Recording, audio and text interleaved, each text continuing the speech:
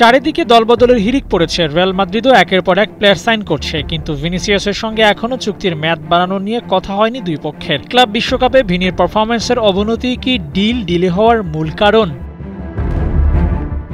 European গণমাধ্যমগুলো বলছে ভিন্ন কথা। ভিনিসিয়াস জুনিয়র নিজেই নাকি চুক্তি বাড়ানো নিয়ে আলোচনা করছেন না, কারণ তিনি চাইছেন বেতন বাড়াতে। এমনকি ফ্রান্সের নম্বর 10 কিলিয়ান এমবাপ্পের চেয়েও বেশি বেতন আশা করছেন, যা আবার রিয়াল মাদ্রিদের পরিকল্পনার বাইরে। এ নিয়ে দুই পক্ষের শীতলতার কারণেই আটকে আছে চুক্তি নবায়ন।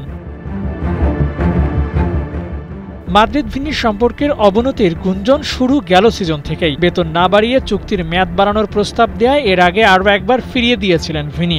এবার সেই ঘটনার পুনরাবৃত্তি ঘটার সুযোগই দেননি তিনি। বেতন না বাড়াতে চাইলে নতুন করে চুক্তি হবে না ভেবেই হয়তো মাদ্রিদে আগ্রহ থাকা সত্ত্বেও কন্ট্রাক্ট রিনিউ করছেন না ভিনিসিয়াস জুনিয়র। তবে ব্রাজিলিয়ান ফরওয়ার্ড আবার মাদ্রিদ ছাড়তে চান না। বিভিন্ন সময় ক্লাব ছাড়ার গুঞ্জন উড়িয়ে দিয়েছেন, কিন্তু দুই পক্ষের মধ্যে পরিস্থিতি এমন হয়েছে তাতে ভিনি মাদ্রিদ ছাড়তে চাইলে অবাক হওয়ার কিছুই থাকবে না। সৌদি প্রো লিগ থেকে 200 মিলিয়ন ইউরোর প্রস্তাব ফিরিয়ে দিয়েছিলেন শুধুমাত্র রিয়াল মাদ্রিদে থাকবেন বলে। কিন্তু সেই ক্লাবের সাথেই যদি বেতন বোনাস নিয়ে ঝামেলা হয়, তাহলে কি ভিনিসিয়াস মুখ ফিরিয়ে নিবেন সান্তিয়াগো বার্নাবু থেকে? কারিকারি অর্থের লোভ নির্দ্বিধায় সামাল দিয়েছেন সাদা জার্সির জন্য। সেসবের মূল্য যদি ভিনি না পান, তাহলে কি পা বাড়াবেন নতুন কোনো গন্তব্যের দিকে?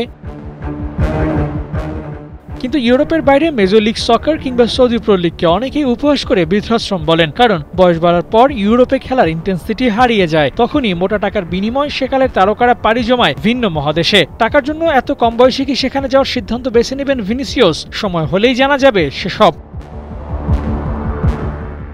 আবু নাঈম, ৭১।